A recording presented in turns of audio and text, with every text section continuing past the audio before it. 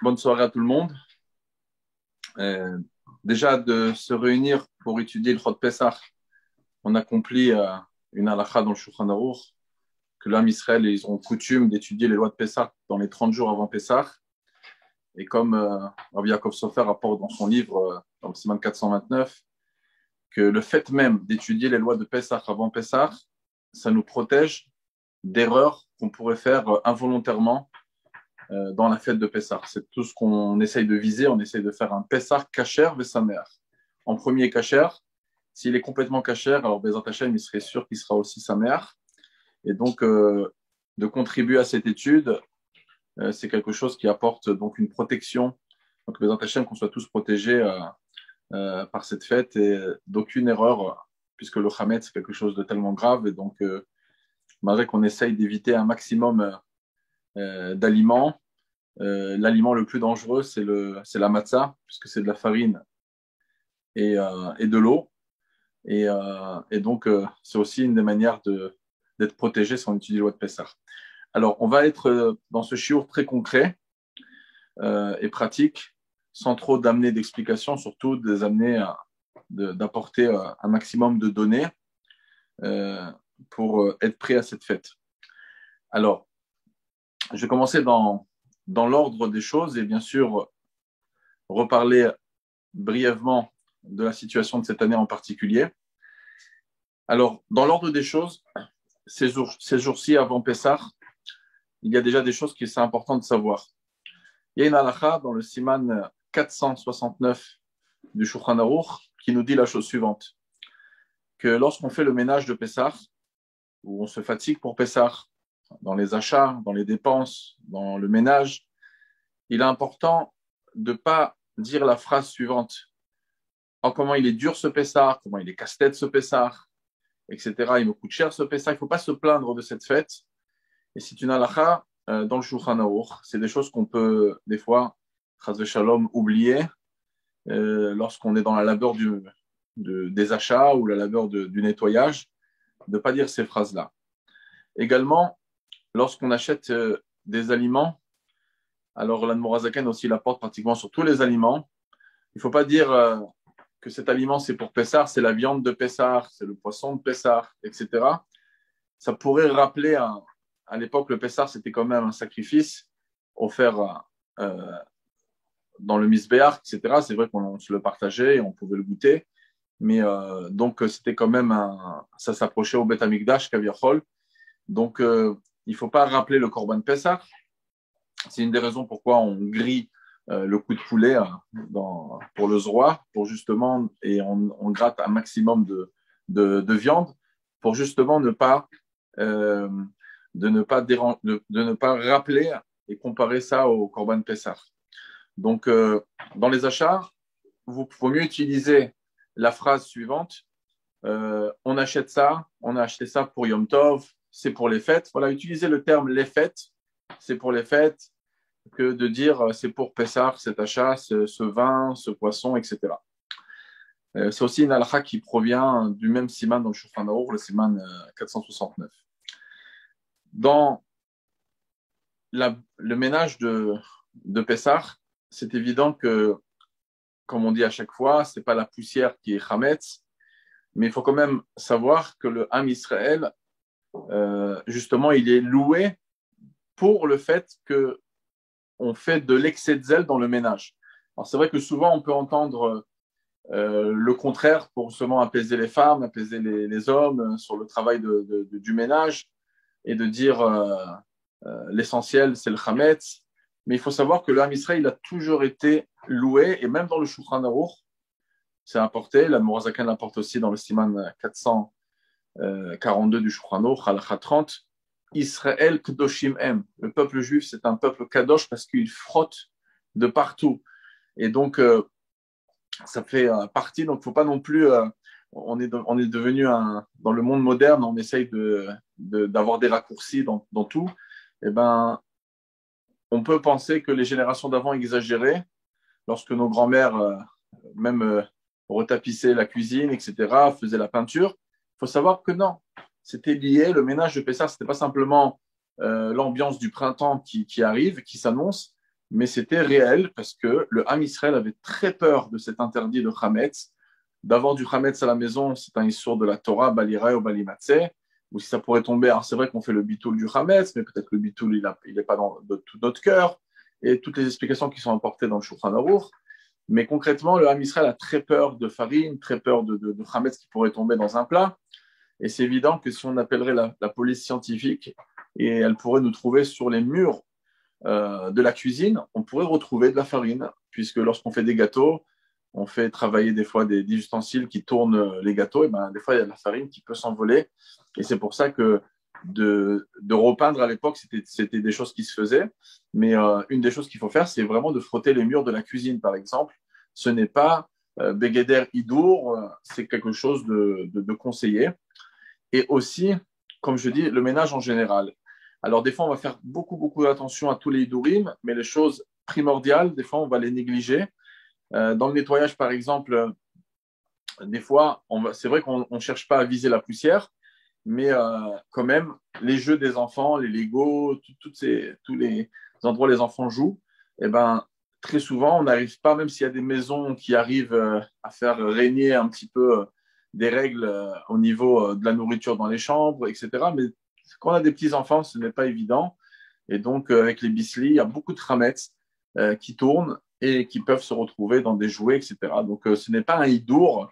Des femmes me posent la question, mais est-ce que c'est important de prendre les jouets, de bien les nettoyer, on peut les amener dans la baignoire, au moins les savonner, etc. Ou c'est simplement un hidour? Non, c'est pas un hidour. On recherche le chametz. Le Ham Israël, il cherche le chametz de partout. Et justement, par exemple, même Dikat Hametz, c'est devenu malheureusement dans certaines maisons de la rigolade, puisque par exemple dans la Mourazaken, quand il parlait de l'époque, à l'époque, les gens n'avaient pas des grands appartements avec beaucoup de pièces, sauf des gens qui étaient très riches, mais les gens ils avaient des petits appartements. On peut voir ça beaucoup dans le Talmud et dans les histoires des Chachamim, de la manière comment les gens dormaient, etc., dans les chambres. Des fois, il n'y avait même pas de chambre de parents, on mettait des rideaux, etc. Donc, l'Admorazaken, par exemple, il parle, pour donner un exemple de combien de temps, en passant, il dit ça. De combien de temps on peut prendre une 4 mètres? Il dit par exemple 1 heure. Donc aujourd'hui, c'est devenu, les enfants, ils cachent des fois les 10 morceaux de pain. Et ensuite, on les recherche et on fait presque chaud-froid au papa s'il arrive pour lui donner la direction. Et en vérité, alors c'est vrai que beaucoup vont dire aujourd'hui, on ne doit même plus faire de bdikat hametz, comme le Sharet Shuvah en parle, puisqu'on nettoie la maison au-dessus de toute imagination. Et donc, c'est comme si c'est devenu un endroit qu'on ne rentrait pas du hametz. Et donc, l'abdikat hametz serait inutile. Aussi, on parle à l'époque souvent des fissures qu'il pourrait avoir dans les murs, des fissures qu'il peut avoir dans le sol. Aujourd'hui, nos maisons sont quand même un petit peu mieux construites et donc on a moins de problèmes. Donc, on pourrait imaginer que l'abdikat hametz, c'est quelque chose de pas très important aujourd'hui. Et en réalité, aujourd'hui, c'est vrai que ça se dit, cette logique. Elle a été dite par le Sharet Shuvah. Mais concrètement, c'est une manière de check-in, comme on dit aujourd'hui. C'est de checker un petit peu partout. Donc, des fois, on n'y pense même pas parce qu'on le fait, on fait l'abdikat hametz un peu machinalement, on cherche. Mais c'est important qu'en tournant avec le papa, lorsqu'il cherche le hametz, etc. Des fois, les enfants, des fois, ils aident, ceux qui sont bar mitzvah, bat mitzvah, etc. Ils essayent d'aider. Enfin, je parle de bar mitzvah des hommes. Ils essayent d'aider des garçons, le papa. L'Anne il le permet, les khatrila, dans le sidour, de se faire aider. Mais concrètement, lorsqu'on cherche le hametz, bah, c'est un moment pour dire, bah voilà, est-ce que on réfléchit, est-ce que ça a été bien fait, est-ce que tel endroit était bien fait, est-ce que vraiment on a frotté sous les lits, est-ce qu'il n'y a pas une autre fois du hametz qui a tourné dans la chambre, est-ce qu'on a refait, euh, on a remis l'aspirateur, etc. Quand on passe à côté de l'aspirateur, on y pense, est-ce qu'on a jeté le sachet, est-ce on va le garder. Donc, c'est en même temps une bonne idée pendant ce moment-là de checker un petit peu les endroits. Voilà. Cette année, donc, Bdikat Hametz, ça va être un jeudi soir. Ça va être devancé cette fois-ci par le Ta'anit Bechorot, par le jeûne des premiers-nés. Et c'est évident qu'aujourd'hui, on n'a plus coutume de jeûner, mais on a plutôt coutume d'écouter le Sioum. Donc, tous les premiers-nés sont concernés. Si un papa n'est pas premier-né, mais que son fils, il est premier-né et qu'il n'est pas bar mitzvah, bah, le père, il est concerné. Il ne pourra pas manger tant qu'il n'a pas assisté et goûté au sioum, de la seudat mitzvah, du sioum. Et des fois, la maman aussi peut être concernée, comme la Morazakan dit dans 2470, dans le cas où le papa est lui-même premier-né, son fils est premier-né et n'est pas bar mitzvah, alors ça va tomber sur la maman. Alors c'est vrai que si la maman elle est enceinte ou qu'elle allait, elle peut être exemptée à la base de ce jeûne, étant donné qu'aujourd'hui on entend le sioum, donc c'est une possibilité de. Alors c'est vrai que techniquement c'est pas toujours facile, surtout à l'horaire où on écoute le sioum à la synagogue après Shacharit, c'est pas évident pour une maman d'assister. Donc une des choses qu'on peut faire, c'est de la faire assister aujourd'hui, même avec le téléphone. On peut même lui montrer en vidéo qu'elle assiste un petit peu au Divrei Torah et à la fin du sioum. Et en même temps, on peut s'inquiéter de prendre une petite partie d'un aliment distribué. En général, ce n'est pas du chametz, parce que les synagogues ont peur de chametz pendant ces périodes-là. Donc, ils vont des fois distribuer des dates, quelque chose. On prend un aliment de la synagogue de la Soudat Mitzvah pour la faire goûter à sa femme. Comme ça sera une façon de casser le jeûne.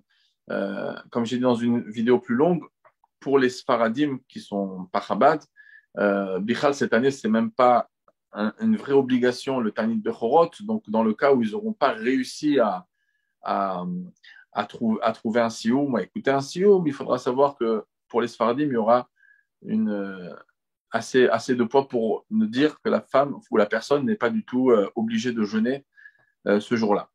Voilà. L'Abdikat Hametz, donc jeudi soir, et comme chaque année où il y a Abdikat Hametz, l'Abdikat Hametz doit se faire au plus vite après la sortie des étoiles. Alors, en général, les maris vont faire Arvit, mais il faut aller au plus vite faire Arvit, comme Mme Mozakan parle dans Siman Tavla Medalef 431. Il dit faire tout de suite Ma'ariv et rentrer. Il ne faut pas qu'il discute avec des personnes à la synagogue. Il ne faut pas que lorsque le mari arrive à la maison est encore en désordre, parce qu'une maison en désordre empêche le commencement de Bdikat Hametz, comme c'est marqué dans le Shulchan Aruch de l'Admor HaZaken dans Siman 433. On ne peut pas faire Bdika, je vais répondre aux questions à la fin. Vous pouvez marquer peut-être les marquer et je descendrai pour lire sur chaque question.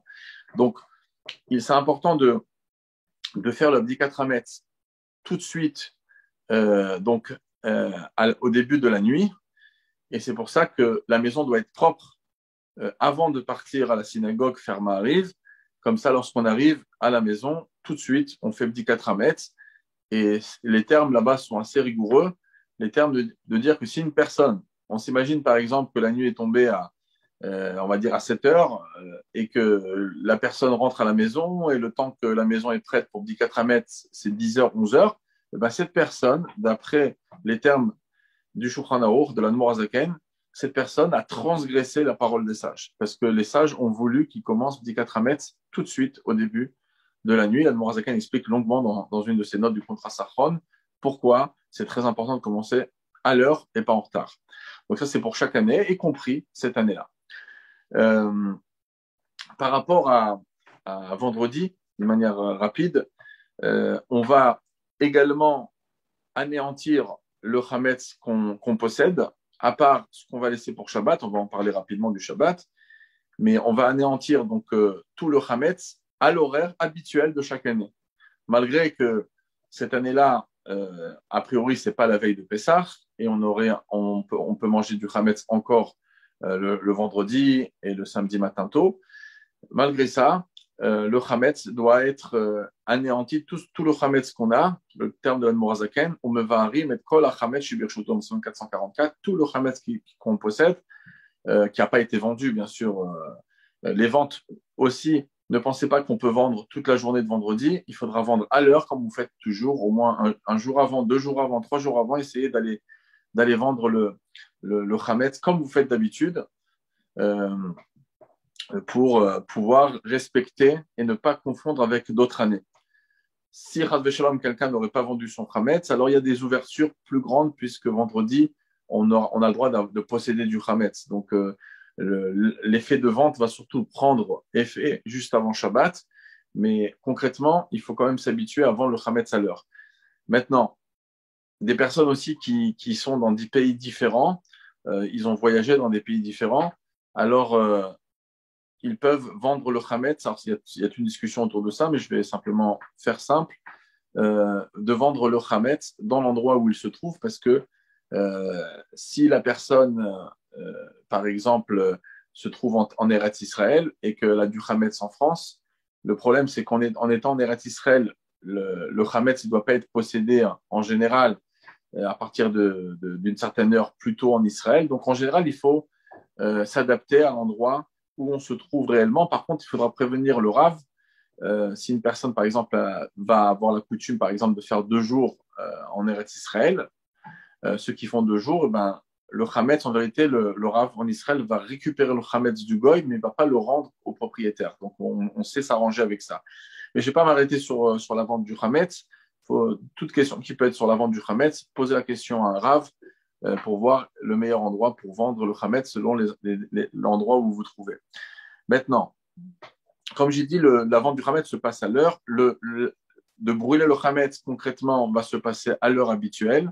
On le fait à la fin de la 5e heure ou avant, mais pas après, pas au début de la 6e heure. Ça veut dire chaque pays, bien sûr, il aura ses horaires. En France, ça va tourner autour de 11h40, etc. Il faudra regarder, chacun il va regarder l'endroit où il se trouve par rapport à brûler le Hametz, mais sinon, ils peuvent brûler, on peut brûler avant. Hein. Quelqu'un qui se lève le matin, même n'importe quelle année, si quelqu'un à 9h du matin, il est pris à brûler le Hametz, donc il brûle le Hametz même très tôt.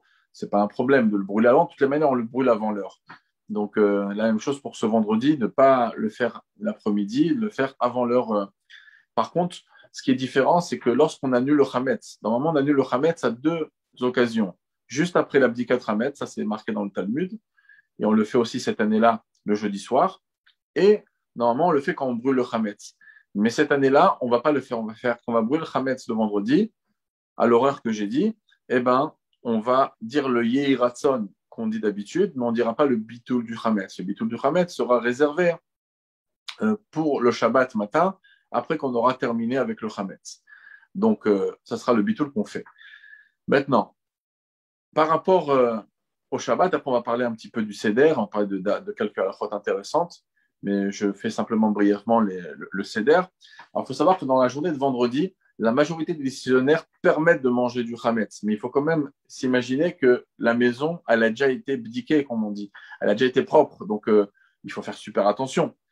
Alors, c'est vrai que la majorité des décisionnaires permettent de manger du Hametz, il y a quand même certains décisionnaires et certaines coutumes qui disent, et on peut retrouver ça même très loin dans le maître du Maharil, les Minagé Maharash, comme on appelle, où on peut voir cette idée de ne pas manger de Hametz après d'avoir brûlé le Hametz pour justement ne pas s'embrouiller avec les autres années. Parce que normalement, on aurait pu brûler le Hametz même juste avant Shabbat et pourtant, on a respecté l'horaire habituel. La même chose pour le manger. Ça pourrait aussi un peu se défendre dans les termes du Balatania lorsqu'il dit qu'on doit brûler tout le Hametz qui est dans notre possession et on laisse uniquement le Hametz qu'on a besoin pour Shabbat. Alors, c'est vrai que l'idée peut être par rapport au fait qu'on aurait pu brûler le Hametz juste avant Shabbat et automatiquement on nous demande de laisser uniquement les choses pour Shabbat et non pas pour Soudash Lichit. Mais il y a quand même un terme qui pourrait englober tout et moi je conseille, alors c'est vrai que la majorité des dictionnaires permettent de manger le Hametz le vendredi, mais la vérité c'est que c'est hyper compliqué de faire très attention avec les enfants qui tournent, etc. C'est vrai qu'on peut manger à l'extérieur, on pourrait aller acheter une pizza, etc. Mais voilà, en tout cas, c'est une coutume qui existe chez certains. Ça peut être une bonne chose. On va mettre ça en tant que hidour et pas obligation parce que on peut se chamailler, si on peut dire, sur les termes de l'Admorazaken et sur sa kavana. Mais je pense que c'est une bonne chose. En tout cas, moi, je m'abstiendrai de ne pas manger de chametz après le bio chametz. Voilà. Maintenant, par rapport au Shabbat, on a fait une très longue vidéo qui expliquera le pourquoi de chaque chose. Donc là, je ne vais pas refaire toute l'explication parce que le but ici, c'est de dire les directives. Mais en tout cas, ceux qui ont des questions, pourquoi je choisis d'Afka cette façon, à regarder la vidéo, elle est sur YouTube, elle peut se retrouver facilement. Il y a 1h44 qui explique exactement tous les détails. Mais concrètement, il est important de préciser la chose suivante, c'est que notre maison, elle est cachère les Pessah. on peut imaginer que même sans demander à aucun rabbin, tout le monde a pensé que la maison est cachère les Pessah. Tout le monde a pensé que les kélim du Hametz sont déjà rangés dans des tiroirs vendus, etc. Tout le monde a pensé à cuisiner cachère les Pessah, cette fête de Pessah. Donc, on va préparer un repas qui est complètement cachère les Pessah. Cependant, je conseille fortement de ne pas utiliser les ustensiles sur la table qu'on va manger, d'utiliser des ustensiles de Pessah, puisqu'il y a quand même un peu de Hametz qui va tourner dans la maison, c'est quand même dangereux. Et on va utiliser. En plus, il faut savoir qu'on a une mitzvah le soir du Seder, ça veut dire samedi soir cette année, à commencer le Seder au plus rapide. Tout le monde le sait, chaque année c'est comme ça. On essaye de s'empresser à commencer le Seder pour justement garder nos enfants réveillés le plus de temps. Comme c'est marqué dans le Shulchan Aruch au début de Sivan 472. Donc, c'est pour ça que d'avoir une pile d'ustensiles à nettoyer à la sortie du Shabbat, c'est pas évident, c'est une perte de temps. On a envie de dresser la table, on ne pourra pas dresser la table tant que la nuit n'est pas sortie, tant que les femmes n'auront pas dit Baou Hamavdil Ben Kodesh le Kodesh, la femme ne peut pas s'occuper de préparer la table. Donc tout va se préparer à l'issue de Shabbat, à la sortie de Shabbat. Donc c'est pour ça que c'est conseillé de manger dans des kélim. Les choses ont été cuisinées dans des kélim de Pessah. Les kélim sur la table, ce sont des ustensiles qui sont jetables. Maintenant, de manger du chametz, par exemple le vendredi soir, chofchi, comme on dit, de manière libre, et ensuite penser ramasser tout ce qu'il y a, c'est pas évident, surtout quand il y a des enfants à table. Et en plus, lorsqu'on va laisser, je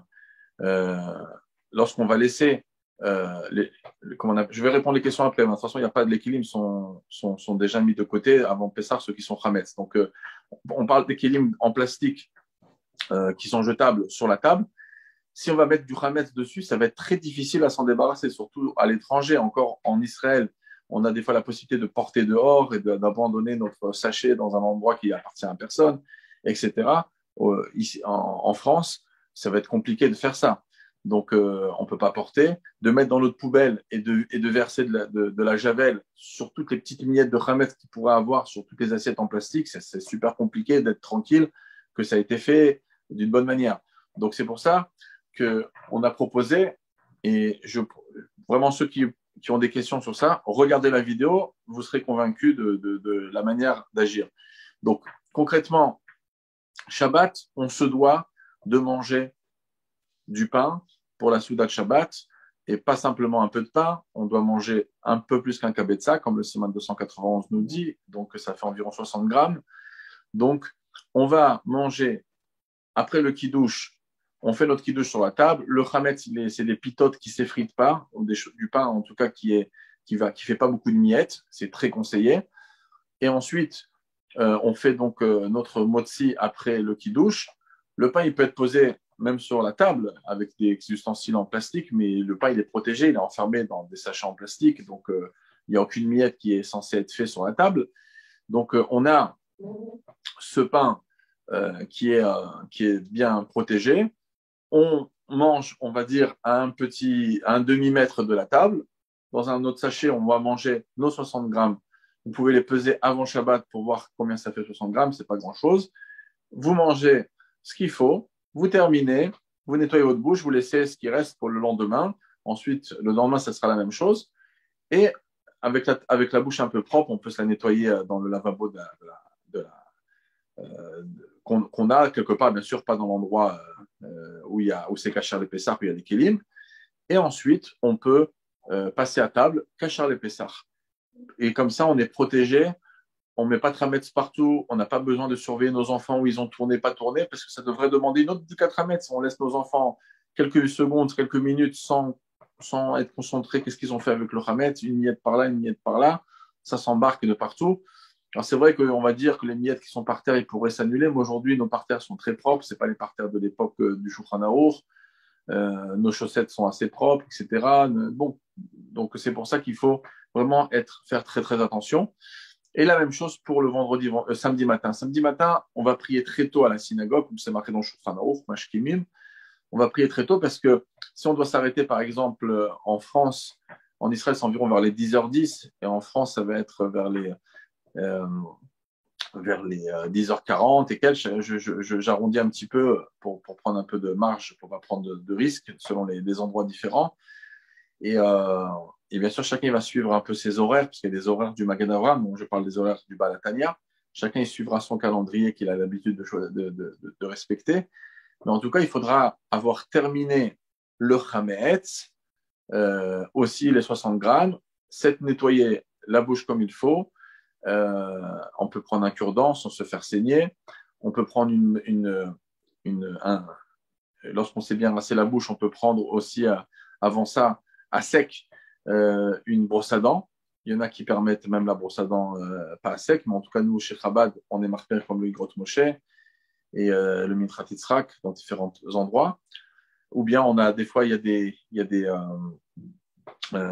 Mivrechet Shinaim qui sont spéciales de Shabbat, où il n'y a pas de srita, on n'a pas peur qu'on va essorer quoi que ce soit. Et donc, on va faire attention de se rincer la bouche.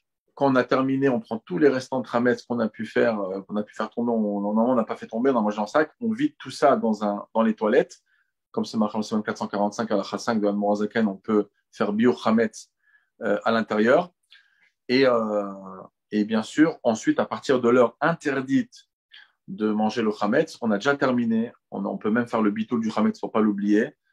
Et comme ça, on est tranquille, on s'est débarrassé du chametz, on mange une souda, même si ça dépasse l'heure interdite, on continue notre souda et on a, comme j'expliquais dans la vidéo très longuement, il n'y aura aucun problème, il n'y aura pas besoin de remanger du chametz à la fin du repas. On pourra manger sans faire de brachot avant, après, le repas continue, faire Birkat Hamazon à la fin, malgré qu'on est déjà dans l'heure interdite, parce que le chametz, on s'en est débarrassé, il n'y a plus de miettes, il n'y a plus rien, ni dans la barbe, ni dans nulle part, on a fait très attention. Maintenant, cuisiner, par exemple, des kitniotes, de toutes les manières, nous, on est mahmir de ne pas cuisiner des kitniotes dans les kélim de Pessah, d'accord? Et donc, quand on peut le déduire de la Morazakan en 453, que c'est quand même un issour qu'il faut annuler, donc on ne va pas utiliser ça dans nos ustensiles de Pessah. Et de toutes les manières, comme la question, chaque année, on peut se la poser. Et toutes les lois, rappelez-vous bien, toutes les idurim de Pessah, malgré qu'on pourrait dire que le chametz devient très très grave qu'à partir de Chatzot ou encore plus à partir de la nuit, c'est pas grave. Toutes les chumot de Pessah, à partir du moment où on ne peut plus consommer du chametz, par exemple en Israël vers 10h10, vers la France vers peut-être 10h40, 10h50 selon les endroits, à partir de ce moment-là, on ne mange plus de toutes les choses qu'on a l'habitude d'être mahmir de ne pas manger. Voilà. Maintenant, dans le sachet en plastique des miettes, il faudra bien s'en débarrasser. D'accord? Donc, on peut craquer même un peu le sachet en plastique, bien faire tomber que ça dans les toilettes. Si on pense qu'il y a peut-être une petite miette qu'on n'a pas vue, on peut mettre un petit peu du produit à l'intérieur et verser. En tout cas, on fait attention de se débarrasser de toutes les miettes qui pourraient avoir. Voilà. Et après, de toutes les manières, si on n'a pas vu quelque chose, avec le bitoul du chametz, ça a fait effet et on est tranquille. Voilà. Nous, on n'est pas des malachim, on fait ce qu'on peut, en tout cas au maximum pour voilà. En tout cas, sur la table, c'est évident qu'il n'y aura pas de chametz puisqu'on on le mange un petit peu retiré de la table. Les enfants, de toute façon, qui sont tout petits, qui sont même pas en âge d'éducation, il n'y a même pas besoin de manger du chametz si vous voulez pas prendre de risques. Et en tout cas, les enfants qui mangeront du chametz, il faudra être surveillés par les parents, de manger la petite portion qu'on a dit et terminer, mais ne pas les laisser comme ça manger le chametz ni le vendredi soir, ni le samedi. Il y en a même des personnes il y a d'autres solutions il y a des sfaradim qui permettent d'utiliser de la matzah à shira, à l'orange ou au vin, etc. C'est pas évident par rapport à Borémine et Mezonot, mais ils ont sorti se reposer sur certaines opinions. Il y en a qui prennent de la matzah mamash et qui la cuit ou qui la font frire. Et une matzah qui est frite, elle peut être mangée avant Pessah et elle reste à motzi, c'est un kazaït, mais ça aussi, en général, c'est des risques parce qu'on ne va pas utiliser un keli pour faire shrouya chez nous. Et de plus, le Shulchan Aruch nous permet de manger du chametz à ces moments-là. On fait attention, tout ce qu'on arrive à trouver, on jette et on espère, Bezat Hashem, d'avoir un Pesach Keshav et Sameach. Donc ça, c'est par rapport un petit peu au Shabbat. Je rajoute pas mal de détails. C'est que d'habitude, on s'inquiète toujours quand c'est qu'on va se couper les cheveux, quand c'est qu'on se coupe les ongles la veille de Pessah, parce qu'en général, après Chatzot, on rentre dans des grands problèmes. Cette année-là, c'est pas un problème puisque le vendredi, ce n'est pas la veille de Pessah. Et automatiquement, on a tout le vendredi pour se couper les cheveux, se couper les ongles et faire des choses qu'on des fois on ne fait pas après Chatzot, la veille de Pessah. Aussi, c'est très important de tout préparer vendredi. D'habitude, on prépare les choses la veille de Pessah, mais là, la veille de Pessah, c'est Shabbat. Donc, quand on veut préparer nos matzot, nos sachets de matzot, on veut préparer le maror, pour se débarrasser des tolaïm, de le rentrer dans l'eau savonneuse, etc., nettoyer. Tout ça, ça va se faire le vendredi ou à l'avance pour ne pas rentrer dans des problèmes. La charosette aussi, pour ne pas rentrer dans pétrir, etc. Et Shabbat, de toute façon, on ne peut pas faire de charosette. Après, bon, le soir, c'est sûr qu'il y a des ouvertures, il y a des manières de faire pendant Yom Tov, la charosette, c'est évident. Mais on prépare tout pour justement ne pas avoir de choses à faire, ne pas rentrer dans aucune question. L'eau salée aussi se prépare avant. Donc le vendredi, il faudra vraiment tout préparer. Et également, le coup de poulet que nous, on prend pour le zroa, il doit être grillé. Et les œufs aussi, on va les préparer. Pour moi, on peut préparer après Yom Tov, mais bon, idéalement, préparez tout pendant le vendredi pour ne pas rentrer des questions. Si quelqu'un il aurait oublié de griller le coup de poulet, eh ben, il ne pourra pas le griller samedi soir. Pourquoi? Parce que Yom Tov, si on grille quelque chose Yom Tov et qu'on ne mange pas Yom Tov, c'est assourd. Et nous, on a l'habitude de ne pas manger grillé. Et en tout cas, de griller, et surtout la zroa, c'est elle est grillée le jour de Pessah. Parce que le jour de Pessah, ça dépend des coutumes. Mais c'est pour ça qu'on conseille, pour ne pas rentrer dans toutes les questions qui sont marquées dans Siman 476, on conseille fortement de ne pas griller le coup de poulet si on le fait samedi soir. Mais Bezrat Hashem, on ne va pas oublier et on va tout préparer avant. Puisque je parle en plus de griller, on sait que le samedi soir, le soir du Seder, on a la chouma de ne pas manger de choses grillées, de viande grillée. Donc c'est pour ça qu'il faut faire attention. D'après beaucoup de poskim, le poulet au four, si on a un four de Pessah, le poulet au four, avec un tout petit peu d'huile simplement pour pas que ça colle, ça peut être appelé un tzlikedar et ça peut être considéré comme grillé. Donc c'est des choses à ne pas faire pour le soir du Seder. Alors, je vais parler de quelques halachot. On s'est un petit peu arrêté sur cette année-là, de halachot générale par rapport au soir du Seder. Quelques points importants. Et ensuite, je vais regarder les listes de questions qui se seront accumulées. Alors, moi simplement, on peut faire 5-6 jours de cours de Hilchot Pessah, c'est évident. On ne pourra pas satisfaire tout le monde. On va faire un petit peu quelques petits détails. Alors, premièrement, je commence d'abord avec la fin. Très souvent, à l'issue de Pessah, les femmes, ils s'inquiètent. Rav, à partir de quelle heure on peut ouvrir les tiroirs? Bon, c'est évident qu'on ne va pas ouvrir les tiroirs tant qu'on n'a pas mis de côté les kélim de Pessah pour ne pas les salir, etc. Mais en tout cas, à partir de quand on peut profiter du Hametz? Il n'y a pas besoin d'attendre 1 heure, le temps que le Rav il appelle le Goy, etc. Ne vous inquiétez pas, ça ne se passe pas comme ça en général. Tout de suite à l'issue de Pessah, même si le Rav il est resté à Soudat Mashiach et il a fait Fabregen, ne vous inquiétez pas, il n'y a pas de problème. Dans les contrats, en tout cas, il y en a qui marquent des choses, il y en a qui ne marquent pas des choses, mais on n'a pas de problème avec le Goy. Ça s'appuie sur des explications d'Admorazaka au Siman Tavnoun, Siman 450. Donc, immédiatement à l'issue de Pessah, vous pouvez déjà, et même si le Goy n'a pas venu récupérer, des fois il va venir le lendemain de Pessah. De toutes les manières, on s'arrange avec lui. Le Goy, de toute façon, il veut qu'on lui rachète le Hametz. Il va gagner en plus quelque chose avec ça. Et ici, dans le cas de figure que le Goy voudrait récupérer tout le Hametz, on lui aurait soi-disant volé du Hametz à l'issue du Pessah, ben, si le rabbin il appelle les personnes à la maison, ils disent pas toute personne qui a utilisé du Hametz, ben, il faudra dédommager le Goy, bon, on le dédommagera, on n'a pas de problème avec ça. Donc, ça c'est par rapport à la question de l'issue de Pessah. Maintenant, pour le soir du Seder, c'est très important, quelques petits points. Le premier point, c'est que on a une très grande mitzvah d'après chez les garçons, en tout cas, c'est une mitzvah de la Torah. Chez les femmes, il y en a qui pensent que c'est mina Torah, c'est de la Torah. Il y en a qui disent que les Chachamim, comme ça, la Morazakan, il pense dans Siman 472 que c'est les Chachamim qui ont instauré aux femmes de raconter l'histoire de la sortie d'Égypte. Mais on a une grande mitzvah ce soir-là de la Haggadah de Pessah. Donc c'est très important de se préparer à la Haggadah, de comprendre un maximum. Si les personnes ne comprennent pas, eh bien, il faut que la personne ait la patience d'expliquer. La Morazakan dit que si la personne a la capacité de tout comprendre, on expliquera aux femmes et aux enfants, on expliquera tout. Donc, c'est important de comprendre les passages, pour quelles raisons on dit ce passage-là en général. Et le plus important, c'est de raconter en détail la sortie d'Égypte, les miracles, comme le Rambam il écrit, toute l'année, on a la misère de se souvenir de la sortie d'Égypte, on peut se souvenir rapidement par une simple pensée d'après certains. Là, il faut rentrer dans les détails et il faut raconter Benissim, Beniflot, ça c'est les termes du Rambam, et on raconte les miracles. Aussi, de parler des lois de Pessah. Dans le Siman 480, c'est marqué qu'il faut parler des lois de Pessah. Donc, de mentionner des lois de Pessah, de raconter l'histoire de Pessah, de raconter les miracles.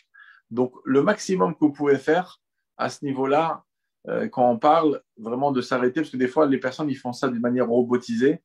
On lit pour avancer, et c'est très long. On s'arrête uniquement sur manger le maror, manger ça, manger ça. Il faut se rappeler que la mitzvah de la Torah, c'est de raconter l'histoire et les miracles dans les détails et de bien les comprendre en général. Et voilà. Chez les femmes, j'ai dit que c'est rabbinique d'après la Mourazaken, mais il y a quand même des opinions qui pensent que c'est d'après la Torah. Ensuite, un point important, à part la Haggadah, donc c'est vrai que tout le monde, des fois, les personnes qui savent lire, ben, ils suivent, même ils peuvent lire.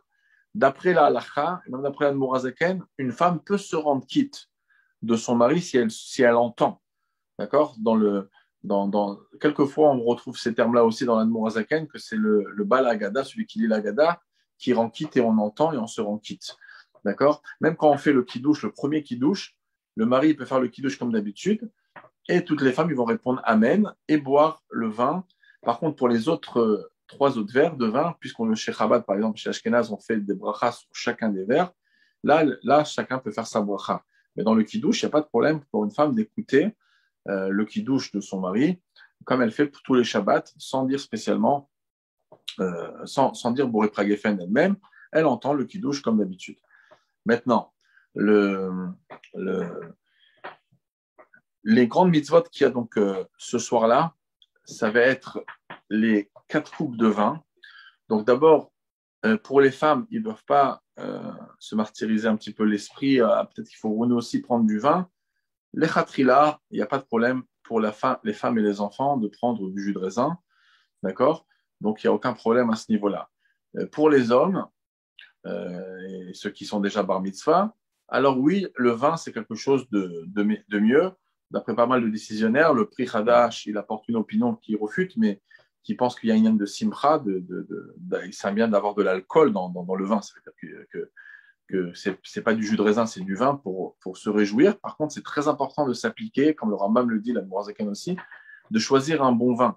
Ça veut dire que d'un côté, on est quand même rigoureux dans les chérim, donc il faut chercher un vin qui est très moudar, mais d'un autre côté, il faudra s'appliquer à faire une recherche, même si ça coûte cher, d'avoir un vin qui est très agréable. C'est une halakha dans Shulchan Aruch parce que le vin, c'est aussi, par rapport aux 4 termes de délivrance, ça rappelle le chérout, la libération. C'est très important de ne pas oublier pour les hommes de s'accouder. Chez les femmes, chez Chabad, les Ashkenazim en général ne s'accoudent pas. Les femmes ne s'accoudent pas. Par contre, chez les Sfaradim, par Chabad, alors eux, ils s'accoudent. Voilà. Maintenant, s'accouder, c'est très important d'apprendre au mari ou à toute personne qui s'accoude. S'accouder, c'est pas mettre la main comme ça sur la table et de boire comme ça. Ça, on se rend pas quitte. Et c'est grave de boire des verres de vin sans s'accouder. Et des fois, il faut même recommencer. Donc, ça dépend de quel verre on parle. Surtout le deuxième verre, on recommence. Le premier verre, si on a eu l'intention de reboire, eh ben, on doit recommencer. Donc, ce qu'il faut pour ne pas recommencer à boire des verres de vin, on se rappelle qu'il faudra s'accouder d'une manière agréable. Alors, agréable, c'est où que vous avez sur une chaise avec des appuis sur les côtés, où vous pouvez comme ça être très à l'aise en étant accoudé donc du côté gauche. Et sinon, des fois, on peut orienter notre chaise sur le côté pendant qu'on boit les verres de vin. Et pour les hommes, je parle, et on pourra mettre la main sur la table, on sera à l'aise. Mais quand on est en face de la table et qu'on met le bras comme ça, on n'est pas du tout à l'aise. Ça s'appelle pas s'accouder. C'est pour ça que dans la Mourazaken, c'est marqué un terme qui vient des poskim avant lui, qui dit, dans ce 472, qu'on prépare déjà dans la journée, on imagine comment on va s'accouder pour le soir du Seder. pour être à l'aise. Maintenant, je rajoute encore quelques halakhot, après je vais passer à la phase des questions qui s'affichent petit à petit. Euh, c'est important de ne pas prendre des grands verres. Alors, je sais qu'il y en a qui veulent faire les grands verres comme le rabbi avait, etc., à 110, 120 grammes de vin, etc. Il faut, l'idéal, c'est de respecter, si on peut, l'opinion du Ramban, de terminer ces verres de vin. Même pour les femmes, c'est bien d'avoir des petits verres qui contiennent, on va dire, 90 grammes, faut pas être, c'est 86 et quelques, mais de pas être, parce que ça peut s'enverser un peu, de prendre des choses qui contiennent 90, 91, on peut peser le verre avant, peser le verre après, on peut voir exactement combien rentre d'eau à l'intérieur. Et c'est de prendre le verre et de le boire d'un coup. Alors, c'est pas de faire une géante gorgée, mais sans s'arrêter. Vous savez, des fois, quand on a soif, qu'on vient et qu'on prend une bouteille d'eau et qu'on revient des courses, qu'on a hyper soif, et ben, quelqu'un est capable de boire sans s'arrêter. Et ben, en vérité, on boit sans s'arrêter rapidement jusqu'à terminer tout le verre. Ça, c'est l'idéal pour tout le monde. Si on n'arrive pas à faire ça, au moins de boire la majorité du verre. Et si ça aussi, c'est dur, d'abord, s'imaginer que vous avez un grand verre, ça serait très difficile. Donc, c'est pour ça que je dis prendre un minimum. Maintenant, sinon de boire la majorité du verre, ce qui est la majorité du révite, et ensuite la majorité du verre, si c'est un petit verre, et si c'est un grand verre, ça sera quand même la majorité du verre, les khatrila. Et sinon, voilà, c'est de boire le rov du révite, de prendre environ 45 grammes. 100 grammes, c'est plus simple pour peser. Et en tout cas, si vous avez des petits verres, c'est la majorité du verre lorsqu'elle est bu. Et ça, c'est une obligation pour se rendre quitte. Voilà. Mais l'idéal, c'est de terminer le verre et sans s'arrêter. Si maintenant on a eu des difficultés de boire le verre comme ça aussi rapidement que ça, on a bu et qu'on a pris le temps de boire, on va dire, un réveillite, etc. Ça veut dire qu'on s'est arrêté un petit peu, on a respiré, après on a continué. Si on a fait ça sur le rov du réveillite, on a bu en deux temps, alors c'est bien de recommencer pour le premier, deuxième verre, comme c'est marqué. Mais sinon, si c'est très compliqué en tout cas, et pour les autres verres, si on a bu en l'espace de moins de 6 minutes, c'est OK. Mais voilà, comme j'ai dit, l'idéal, c'est de boire directement, sans s'arrêter, tout le verre ou la majorité du verre. Voilà, et minimum la majorité du riz vite. Donc, si c'est le petit verre, ça sera la majorité du verre en général. Voilà, donc ça, c'est important. Les enfants, il ne faut pas leur prendre la tête, hein, ceux qui sont en dessous de la bar mitzvah, qui boivent la majorité, c'est des petits verres qui contiennent bidou chlorévite, qui boivent la majorité du verre, on les laisse tranquilles. Des enfants, des fois, qui ont 3-4 ans, qui ne sont même pas en âge d'éducation, il y a différents verres que la Mourazaken définit, ça c'est l'éducation pour ce verre, c'est l'éducation pour ce verre, mais en principe, on va dire autour en dessous de 5 ans, un enfant, vous pouvez lui faire participer à prendre un tout petit verre, même s'il n'y a pas de rivide du tout. Des fois, des toutes petites gouttes comme ça, pour les éduquer aussi un petit peu à leur manière de boire du vin. C'est mentionné dans les poskim, pas dans la Mourazaken, dans les Shalavran de Bouchach, mais c'est quand même une bonne chose aussi pour les petits-enfants. Voilà. Maintenant, pour la matzah, et après je passe aux questions-réponses. Pour la matzah, c'est important. Donc, je vais parler du temps. Le temps, il y a plusieurs opinions dans Achilat Pras pour manger les 2 kazetim. Au début, on doit manger 2 kazetim. Alors, déjà, je parle pour les hommes. Pour les femmes, ça va dépendre. Est-ce que les garçons qui sont bar mitzvah, ils ont des plateaux, donc aussi, le mari aussi. Donc, on peut distribuer un kazaïd de la matzah d'en haut et la kazaïd de la matzah du milieu. Donc, ça, il n'y a pas besoin, parce que la kazaïd du milieu, elle est petite. La grosse partie, elle a été gardée pour la ficomane. Donc, ça, il n'y en aura pas assez pour distribuer un kazaïd. Je rappelle que le kazaïd, c'est pas besoin d'aller vers les 27 grammes ni les 30 grammes. Le kazaïd, si vous avez, on va dire, 17 grammes, vous avez largement ce qu'il faut, puisque c'est, d'après la Mourazakan, au 486, si on va d'après le volume. Donc, des fois, dans un quart de matzah, vous avez déjà le kazaïd. Donc, le kazaïd de la matzah du milieu, une femme, elle peut récupérer ça du paquet avant de faire motzi. Elle aura pris déjà son kazaïd de matzah dans un sachet déjà pris. On peut les préparer vendredi, les petits kazétim, etc. 17 grammes de matzah. Et le mari va lui donner, ou les garçons qui sont à table, ils vont donner à chacun à sa sœur, etc. donner un kazaït de la matzah d'en haut. C'est environ un quart de matzah, donc il y en a assez. S'il n'y en a pas assez, il n'y a pas de raison à la femme de manger 2 kazetim de la boîte. Ça ne sert à rien. Et donc, la seule chose qu'on pourra faire, ce sera donner un tout petit morceau de la matzah d'en haut aux femmes. En tout cas, s'il y en a assez, la femme, elle va pouvoir manger un kazaït de la matzah d'en haut et un kazaït qu'elle aura pris du paquet avant de faire motzi. Voilà. Donc, Bekitsour, en combien de temps on doit manger les 2 kazetim ou le kazaït, si la femme elle a un kazaït dans la main, comme j'ai expliqué, avec un petit morceau, elle doit idéalement, il y a une chmois du Tzemar Tzedek qui pourrait être 3 minutes. Donc 3 minutes, c'est vrai que très souvent on entend le terme 4 minutes. Mais 4 minutes, c'est la Praimnei qui l'écrit. Mais dans nos sources à nous, les sources Rabbad, on a ou 3 minutes ou on a 6 minutes dans le Tzemar Tzedek. Donc l'idéal, c'est de faire 3 minutes. Si on n'a pas fait 3 minutes, au moins dans les 4 minutes. Et sinon, d'aller jusqu'à 6 minutes, c'est largement. Pour des gens qui sont âgés et vieux, on pourra se reposer sur le Khatam Sofer, d'aller jusqu'à même 9 minutes, de les manger en 9 minutes, pas dépasser 9 minutes, pour manger l'Achilat Pras des 2 kazetim. Maintenant, donc je répète simplement pour les femmes qui n'auraient peut-être pas compris ce que j'ai dit rapidement, par rapport à la manière de distribuer. Et en plus, par rapport à la bracha, très souvent les femmes ils se demandent est-ce qu'on se rend quitte, parce qu'il y a 2 brachot, il y a la bracha de Amotzi Lechem Min Haaretz et il y a Alachilat Matzah. Le mari en général, qu'est-ce qu'il fait? Le mari il attrape 3 matzot dans les mains quand il fait Amotzi Lechem Min Haaretz. C'est la matzah d'en haut, la matzah d'en bas qui est entière, qui va être pour le sandwich qu'on appelle le korer, et il y a la matzah du milieu qui est déjà coupée et qu'on a un petit morceau dedans. Donc, on attrape les 3 matzot, on fait Amotzi Lechem Min Haaretz. Ensuite, on lâche la matzah d'en bas, il ne nous reste plus que la matzah d'en haut entière et ce petit morceau de matzah du milieu, où on fait la khilat matzah.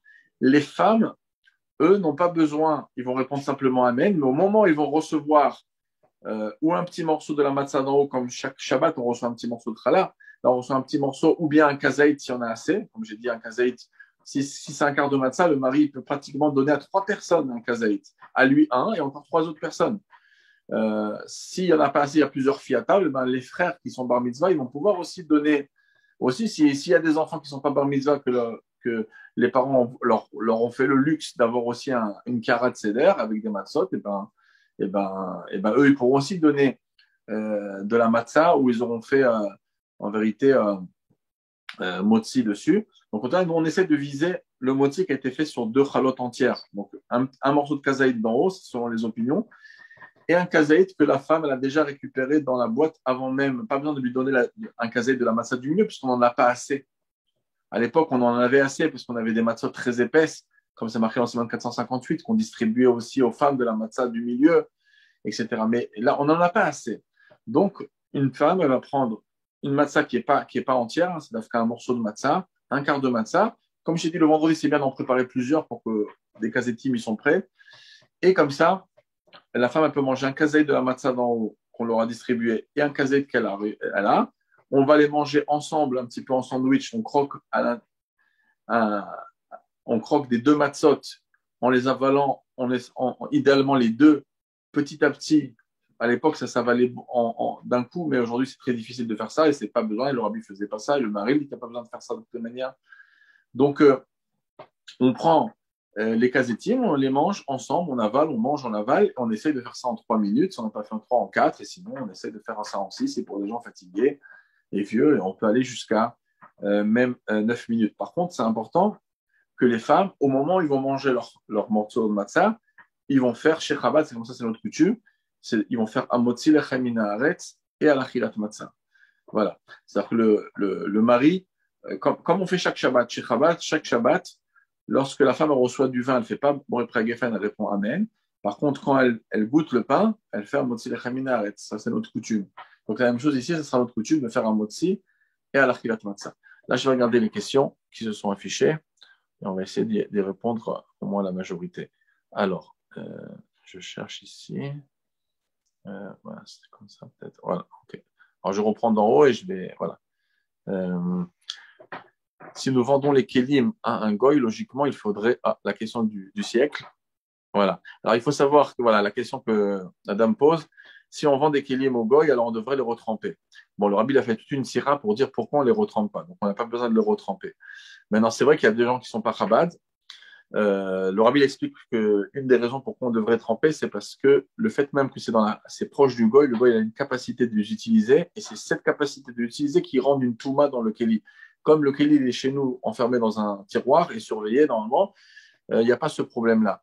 De plus, il faut savoir, et ça c'est très important, parce que des fois, il y a des gens qui viennent vendre, qui ne sont pas Chabad, qui viennent vendre le Chametz chez Chabad, et ils viennent nous dire, euh, ils viennent nous poser la question en nous disant, mais chez vous, vous vendez les kélim, donc moi, je vais avoir un problème, parce que moi, mon Rav m'a dit que si on vend les kélim, on doit les tremper. Ben non, c'est faux. Pourquoi? Parce qu'on ne vend pas les kélim chez Chabad quand ils sont propres. Si on regarde le contrat, et d'Admorazaken, on vend le kéli uniquement s'il y a du chametz qui est dessus. Étant donné que tout le monde n'a pas de chametz sur les ustensiles, ils sont nettoyés. Donc, automatiquement, même pour nous, les kélim ne sont même pas vendus. Voilà, ça c'est important de préciser. Donc, en majorité, le kéli n'est même pas vendu, donc la question ne commence même pas. Euh, on peut cuisiner genre du riz, autre chose qu'achère l'épaisseur avec de l'huile en tant que Chabad, si oui, dans une nouvelle manière. Vous parlez par rapport au Shabbat ou Bichlal. Bon, par rapport au Bichlal, chacun il prend les choumotes qu'il veut prendre par rapport aux huiles, etc. Maintenant, de cuisiner du riz dans nos kélim à nous, le riz c'est des kitniotes. Comme j'avais répondu dans le shiur, on n'utilise pas des kitniotes dans nos kélim. Donc, ce ne sera pas une solution pour Shabbat. Voilà. Aussi, il faut bien se mettre en mode dans la tête. Des fois, les gens ils vont dire, mais moi, j'adore saucer le pain avec mes salades, mon poisson. Moi, j'aime bien manger mon riz dans mon choulen, tout ça. De toutes les manières, je pense, c'est marqué que les choses qui collent, c'est pas bien après, on aura du mal et on peut pas nettoyer Shabbat. Et de toutes les manières, nous, comme j'ai dit, on n'utilise pas dans nos kélim. Voilà, c'est un petit Shabbat, moins confortable que d'habitude, avec moins d'aise, mais c'est pas grave. L'essentiel, c'est qu'on passe un samedi soir parfait. Et je vous assure que, en vérité, la logique devrait être de venir poser la question au Rav. Rav, comment je pourrais éviter de manger bichlal, du chametz, et je voudrais faire kashar le Pessah ou Shabbat. C'est pour ça qu'on n'a pas trop le choix, parce qu'on doit se rendre quitte des soudot Shabbat. Alors, on fait quoi avec les miettes du plastique? Ça, j'ai répondu, juste, je l'avais vu affiché. Donc, Shabbat, cuisine, déjà kashar le Pessah avec Khumra. Oui, on fait tout kashar le Pessah pour Shabbat. Ça veut dire, bon, c'est quoi avec Khumra? Ça veut dire que si par exemple, une personne ne prendrait pas d'huile, je vous donne un exemple, on peut prendre de l'huile, puis selon Chabad, mais après chacun il prend ses khumot qu'il veut prendre. Si quelqu'un ne veut pas prendre d'huile, il voudrait faire de l'huile dans les kélim de Pessah. Ça, c'est pas un problème tant que c'est pas de l'huile de kitniot et que c'est kashar de Pessah. Et donc, les dourim de Pessah, ils vont commencer surtout à partir de l'heure de l'interdiction de manger du chametz. Donc, ça, il pourra utiliser certains étérim qui ne prend pas d'habitude pendant le Shabbat, jusqu'à l'heure où on interdit de manger le chametz. Par contre, de cuisiner des kitniot, ça, j'ai dit non, parce qu'on ne peut pas cuisiner nos kitniot dans nos kélim. Alors, quel âge n'est pas concerné? Alors, comme je ne suis plus dans le sujet, il faudrait me réexpliquer de quoi on parle ici. Quel âge n'est pas concerné?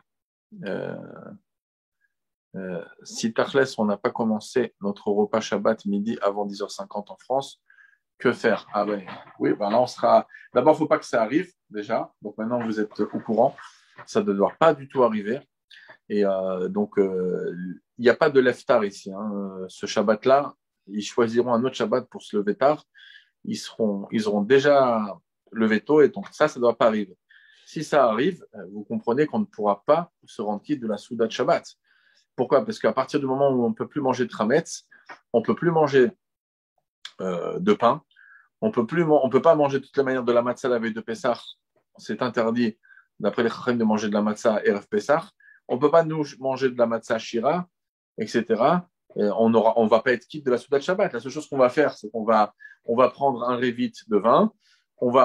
À part le fait qu'on va faire kidouche, on va prendre un révit en plus de vin pour se rendre quitte du kidouche. Parce que pour se rendre quitte du kidouche, c'est ou un kazaïd de pain, ou un révit de vin, ou bien un kazaïd de mésonote. Donc on ne pourra pas, il ne nous restera plus que de prendre un révit de vin à part ce qu'on aura coûté du kidouche, ou même le balabet qui a fait le kidouche, il devra boire, à part la majorité du révit qu'on boit pour le kidouche en général, il faudra boire un révit en plus pour se rendre quitte du kidouche, et on fera un repas sans pain. Et un repas sans pain, bon, on aura mis de côté une halakha de Ilchot Shabbat, Siman 274, Siman 291, de faire une souda de Shabbat avec du pain. Et en plus, on ne peut même pas faire sur du mésonote selon les opinions qui sont amenées en 188. Ok. Comment on peut nourrir des poules à Pessah? Généralement, ce sont des mélanges avec des céréales, tarouvet, hametz. Bon, alors, votre poule, même si elle est chabad, vous pouvez lui donner des kitniot. Et sinon, voilà, il faudra des fois même donner de la matzah. Voilà, mais elle peut faire shrouya, il n'y a pas de problème. Mais on ne peut pas, c'est marqué dans le Chod Pessah, on ne peut pas donner à nos animaux, même à nos poissons, du chametz. Impossible. C'est un surbana et ça fait partie des interdits de la Torah de leur donner des choses. Et là, du coup, il n'y a pas de inyan de se presser pour que les enfants soient réveillés. Par rapport à quoi vous dites ça, il faut voir dans quel contexte, par rapport au vendredi soir. Parce que d'habitude, c'est vrai que là, comme ça tombe Motzei Shabbat, c'est comme ça tombe Motzei Shabbat, en général, on est plus épanoui, moins fatigué. Peut-être à moins que l'intention elle est sur autre chose. Si les hommes ne peuvent pas boire de vin fort que de 4 à 5 degrés, comme quand ils peuvent. Alors, ok. Si quelqu'un d'abord, Alpi Alacha, on doit prendre du vin avec quand même des degrés assez plus hauts on verra 6 niveaux, 7 voilà, d'alcool. Maintenant, si la personne a du mal, ben, même un homme, hein, s'il a du mal à prendre du vin, il peut prendre du jus de raisin. Et ne pas faire l'explication erronée que des fois, on a même dans le Shulchan Aruch, c'est marqué que même si quelqu'un ne supporte pas le vin, il haït le vin et qu'il en a mal, et ça va lui faire mal, comme Rabbi Yehuda Barbier, il avait mal au temple jusqu'à Shavuot, et ben, ça parle qu'à l'époque, il n'y avait pas de jus de raisin. Aujourd'hui, qu'il y a du jus de raisin, parce qu'à l'époque, à Pessah, à l'époque des Chaim, il n'y avait pas de jus de raisin. C'était impossible d'avoir du jus de raisin à Pessah parce qu'il n'y avait pas de raisin. Les raisins, ils s'arrêtaient vers le début de l'hiver. Donc, les raisins, il fallait les presser. N'importe quel raisin pressé, après 1 mois à 40 jours, il se transforme en vin. Donc, on ne pouvait pas avoir de jus de raisin à Pessah. Aujourd'hui, qu'on en a, donc, si quelqu'un il en souffre, ou qui déteste le vin, mais il pourra prendre du jus de raisin. Les grammes, oui, non, vous verrez que 90 millilitres, c'est des grammes aussi. C'est 90 grammes, ça revient en même. C'est donc ça, c'est plus facile à peser. Comment peut-on vous joindre? Faut m'envoyer des questions en WhatsApp sur mon numéro. Voilà, mon numéro israélien, c'est 052 6 770 584. 052 6 770 584. Alors, comment on fait quand on n'a pas de balance? Eh ben oui, on ne peut pas faire de miracle. Si on n'a pas de balance pour se peser, il faut environ. C'est pour ça que quand je dis de peser, c'est très simple. C'est parce que si je vous dis un quart de matzah, ça serait une erreur en vérité de vous dire qu'il y a 17 grammes de matzah, parce qu'il y a des matzot qui sont plus épaisses et des matzot moins épaisses. Donc c'est pour ça que c'est environ. Donc dans un cas où vous n'avez pas de balance, allez-y, prenez plus de marge, prenez presque, dépassez bien le quart de matzah pour être sûr d'avoir ce qu'il faut. Alors, donc la personne a demandé est-ce que on peut manger du chametz l'après-midi. Alors j'ai expliqué que le rov des décisionnaires vendredi pense qu'on peut manger du chametz, mais c'est quand même très dangereux comme j'ai dit. Et dans les termes de l'Admor Hazaken, ça peut se défendre que c'est mieux que pas. Donc on va dire que Alpi Halacha, c'est permis si on fait hyper attention, mais il vaut mieux être méadher si on peut prendre le hidor de ne pas en manger. Et on laisse uniquement les choses qu'on a besoin pour Shabbat. 3 minutes, c'est aussi pour les femmes. Les femmes, pour la matzah, ils sont chayav de la Torah comme les hommes. Parce que même si c'est une mitzvah qui dépend du temps, la matzah, dans le pasuk, c'est comparé, dans le même verset, c'est marqué lo tochal avar chametz et shivatim tochal matzot. Donc on compare l'interdit de manger le chametz à la matzah.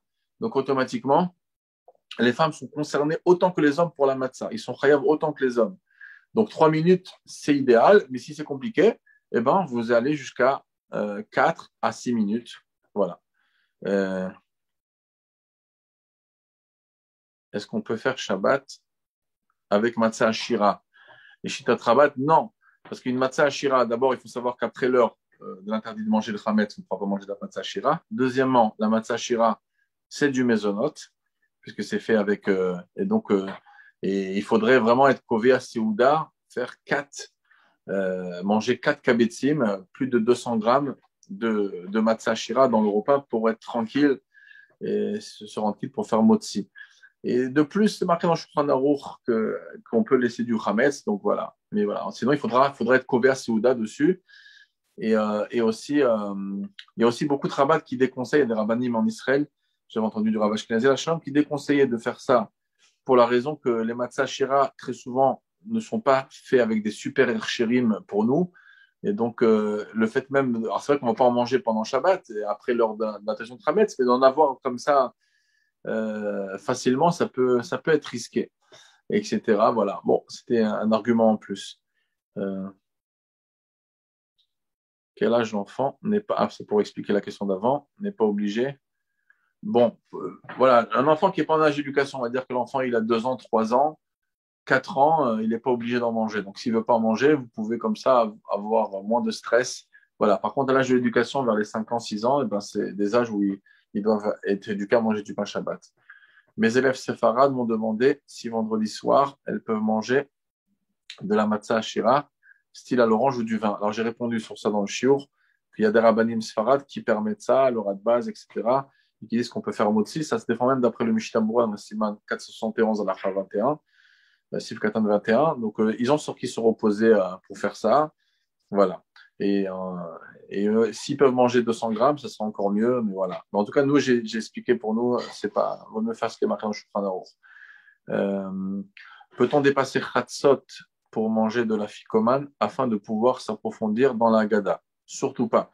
La halakha, elle est très claire dans le Shulchan Aruch, Siman 477. Là-bas, c'est marqué qu'on ne mange pas la ficomane. C'est l'Isère, il faut faire très attention de ne pas manger la ficomane après Chatzot. Donc, on n'a pas le choix. On est obligé et ça passe pas sur l'approfondissement de la Haggadah, on n'a qu'à s'approfondir sur les passages après. Voilà. Donc, à tout prix, à ne pas dépasser. C'est une grosse marque entre Rabbi Elazar ben Azaria et Rabbi Akiva. Et concrètement, les khatrila, en tout cas, on est mahmir. Si on n'a pas mangé, bon, c'est évident qu'on la mangera après Khatzot. Mais voilà, on fait super attention à ça. Par contre, le halal, chez marqué chez Chabad, on ne fait pas attention de le faire après Khatzot. Quelle est la manière de faire motzi pour les Sfaradim avec de la matzah après l'heure de la consommation du Chametz? Ben, eux, ils mangent de la matzah Ashira. Donc, s'ils ont l'heure du manger du Chametz, elle est déjà arrivée, ils peuvent ou manger de la matzah, comme j'ai dit avant, en se reposant sur les opinions qui pensent qu'on peut faire un motzi dessus, ou bien sur la matzah qui est metougenet, qui a été frit, des morceaux de kazaïtim qui ont été frits. Et donc, comme c'est frit, on peut manger ça la veille de Pessah, parce que la veille de Pessah, on ne peut pas manger de la matzah, on se rend quitte. La matzah qui est cuite, on ne se rend pas quitte le soir du Seder. Donc, c'est pour ça que pour eux, c'est une possibilité d'en manger. Nous, de toute façon, on ne mange pas de matzah les 30 jours avant, mais c'est vrai que de la matzah cuite, al pi halakha, c'est permis d'en manger même la veille de Pessah. Quel matzah est permis d'être consommé avant le Seder pour les Sfaradim? Comme j'ai dit, ou de la matzah shira, ou de la matzah cuite ou frit, avec dans l'huile, dans beaucoup d'huile. Est-ce que le charbon des barbecues est caché les Pessah? Oui, il n'y a pas besoin de faire attention à ça. Vous achetez, voilà.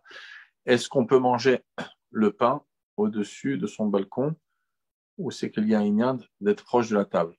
Alors, c'est une bonne question. Si on fait kidouche dehors, dans le balcon, et qu'on mange le pain dehors, alors d'abord, ça j'en parle longuement dans ma vidéo, donc c'est faisable, et après on continue le repas à l'intérieur. Mais par contre, on rentre dans des petites discussions quand on change de table, c'est une petite discussion dans ces 77. Ensuite, il y a une autre discussion, c'est que concrètement, le vrai repas n'a pas été fait au même endroit du kidouche. Bon, c'est pas obligé, parce qu'on a quand même mangé du pain à l'endroit. Mais par contre, pourquoi les gens ils font ça? Les gens ils font ça pour ne pas salir la maison. D'accord? Alors, ceux qui ils veulent manger dans le balcon parce qu'ils ont envie de faire un long repas, ça, de toute manière, c'est déconseillé parce qu'ils vont en mettre partout avec les gosses, ça va partir dans tous les sens. Il vaut mieux faire ce que j'ai prévenu. Et si vous qui veulent les explications, je me suis allongé beaucoup plus dans ma vidéo que j'ai faite sur les détails. Par contre, puisqu'on a dit qu'on fait hyper attention, j'ai donné l'exemple, on peut se mettre à 1 mètre, 30, un demi-mètre de la table, on mange exactement ce qu'on a à faire. En vérité, on n'a pas besoin de se prendre la tête à faire ça. Voilà. Et comme ça, on est tranquille. Et en plus, après, qu'est-ce qui va se passer? Que vous avez mangé du pain là, après vous changez d'endroit. Et c'est pour pas remanger du pain. C'est aussi une question dans l'halakha dans le Siman 178. Donc, moi, je ne conseille pas spécialement de faire ça. Et après, il faudra retourner là-bas pour faire Birkat Amazon parce que vous n'avez pas mangé de pain dans la maison. Bon, c'est pas top. Pour l'huile, vu que l'on cuit dans les ustensiles cachés le Pessar, il vaut mieux donc de ne pas s'en servir Bichal Nachon. Si quelqu'un ne prend pas de l'huile à Pessar, par exemple de l'huile d'olive ou toutes les huiles qui sont permis, qui ne sont pas kitniot, s'il n'en prend pas, il peut en prendre pour Shabbat. Parce que c'est une chouma encore d'aller trop loin, de dire que dans mes kélim, même de l'huile, on ne l'utilise pas. Donc, il n'est pas obligé de faire cette chouma, il pourra cuisiner. Par contre, si il ne prend pas d'huile pendant Pessah et qu'il veut compte manger le repas après l'heure du Hametz, l'interdiction de manger du Hametz, là, j'ai dit, toutes les choumot sont en vigueur. Pour Rabat, on n'a pas pu faire Motsi avant l'heure. Quelles sont les possibilités proposées? Je pense que je vous avez entendu, j'ai répondu à cette question. Voilà, ça ne doit pas arriver, hein, pour le moment, ça ne doit pas arriver. Ok. Et donc, et j'ai dit sinon, ben, on aura loupé la Souda de Shabbat sur le pain. On aura simplement fait Kiddush comme Souda avec le réveil de demain. Si vous pouvez, s'il vous plaît, répéter le numéro, hein, voilà, ils l'ont noté. Vous avez dit qu'il fallait se presser pour démarrer le Seder pour les enfants soient réveillés ensuite. C'est la question que je n'avais pas compris. Et ensuite, vous avez parlé du fait qu'il était important d'expliquer la Haggadah le plus possible. Même s'il y a des enfants petits, on pourrait s'endormir avant la fin. C'est une bonne question que vous posez. Alors, l'Admorazakan, il dit que si un enfant peut comprendre tout, on lui explique tout, mais vous dites, OK, même si ce n'est pas pour lui, concrètement, si j'explique doucement, les enfants vont s'endormir. La vérité, c'est que si vous avez fait quand même attention que vos enfants qui sont en âge d'éducation, ils ont mangé, ils ont bu un peu leur coupe de vin, et ils ont dit un peu de l'Agada, plus ils entendent de l'Agada, mieux c'est. Donc, c'est une grande mitzvah. Vigata les Mintra, c'est une mitzvah de la Torah de euh, leur raconter l'histoire de Yisef Mitzrayim. Donc, on s'applique à expliquer bien la Haggadah, et même si ça prend du temps, ben, ça prend du temps. Et même s'ils vont s'endormir, ça ne sera pas grave. Nous, en tout cas, ils auront assisté à un maximum d'explications sur le Seder. Non, il ne faut pas non plus exagérer, vous comprenez. Si, de toutes les manières, il faut terminer le repas avant Chatzot pour pouvoir manger la fikoman avant Chatzot. Donc, il faut quand même être dans une marge à peu près normale. Donc, simplement, l'idéal, c'est de dire que c'est pour ça qu'on lit la veille de Pessah, qu'on lit la Haggadah de Pessah pour un petit peu avoir un peu des explications. Comme ça, à chaque fois qu'on lit un morceau, on peut rajouter une petite phrase comme ça, expliquer, voilà, ici on a précisé ça, on précise ça. Et comme ça, on peut réussir à expliquer et en même temps avancer bien. Bon, je vais répondre encore à 3-4 questions parce que, essayez de ne pas rajouter de questions. Voilà, parce qu'après j'ai des choses à faire, on m'attend. Donc, je vais terminer les questions écrites, vous en rajoutez pas et je termine ce qui est écrit déjà. Donc, gâteau à base de farine et de matzah, on peut juste avant Pessah chez Chabad. Alors, ceux qui prennent pas des gâteaux à base de la farine de matzah, le problème, c'est que si c'est de la matzah et on fait shrouya, il faut faire super attention. On fait pas shrouya, nous, dans nos kélim. Donc, malgré que des fois on fait shrouya le dernier jour de Pessah, à Ron Shel Pessah, même si c'est dans nos kélim, parce que ça passe un an. Là, il ne faut pas s'amuser à faire shrouya. Par contre, ceux qui qui font des gâteaux à base de fécule de pommes de terre, mais qui ne veulent pas en prendre pendant Pessah, ils ont pris leur chouma sur eux. C'est pas obligé chez Rabat de faire cette chouma. Mais quelqu'un a pris sa chouma sur eux, bah, s'il veut prendre jusqu'à le moment de l'interdiction de manger du khamet, ça, il pourra le faire. Il faudra m'expliquer ici qu'est-ce qu'on veut dire par Avalaïladim, Lechora, Yoter Pashut, Nirshaf Rames. Il faut voir dans quel contexte ça a été écrit. Un fils bar mitzvah peut-il rendre Yotse sa mère pour le kiddush du Seder? Un fils bar mitzvah, effectivement, il peut rendre quitte sa maman. Mais c'est-à-dire quoi qu'elle rende quitte? C'est-à-dire que le kiddush, oui, mais la maman doit boire le vin. On est d'accord, parce que les 4 verres de vin, ça concerne les hommes et les femmes. Chatzot, c'est pas minuit. Hein. Chatzot, c'est minuit à l'achik, mais pas minuit réel. En Israël, par exemple, des fois, c'est 11h40 ou minuit 40. Ça va dépendre. Et des fois, ça peut être... en France, il faut vérifier. C'est l'heure de Chatzot, je ne l'ai pas vérifié. Mais voilà, c'est Chatzot de la halacha, pas Chatzot minuit. Hein. Nous devons attendre la fin de Shabbat pour mettre les aliments du Seder sur la plata. Oui, oui. Tant que Shabbat n'est pas sorti, on ne peut rien faire. Et quand Shabbat sort, il faudra dire Baruch Hamavdin, le Kodesh Lechol.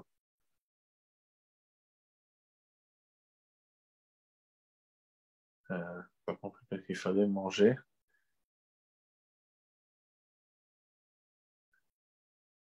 Qu'est-ce qu'il fallait manger que de la Kiara? Ah, par rapport au matzot que distribuait.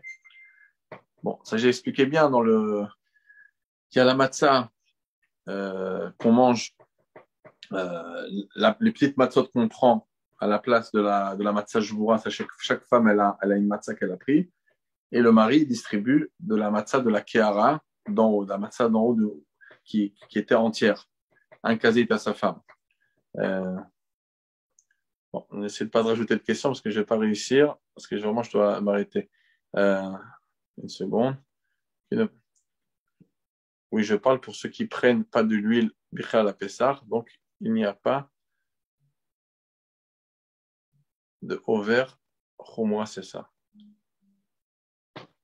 J'ai pas trop compris, ça veut dire c'est pourquoi qu'il n'y a pas d'over chomois, c'est ça. En tout cas, quelqu'un qui veut prendre de l'huile avant l'heure de l'interdiction de manger du chametz, de l'huile qui est cachée le Pessah, qui n'a pas de kiddot, ça il peut prendre. Peut-on manger ton Shabbat à torse pour le midi? Je ne sais pas c'est quoi. Mieux de s'abstenir de manger. Peut-être c'est mal écrit. Vous parlez de farine de pommes de terre, s'abstenir. Qu'en est-il pour les enfants? Ah, j'ai pas dit de s'abstenir chez Chabad. Hein. Chez chacun, il y a des Chabad qui prennent de la farine de pommes de terre, qui ne prennent pas. Si c'est un bon RCA comme l'Aïda Chavedit, c'est bon. Et les enfants, il n'y a pas besoin de leur prendre la tête non plus, ils peuvent en prendre.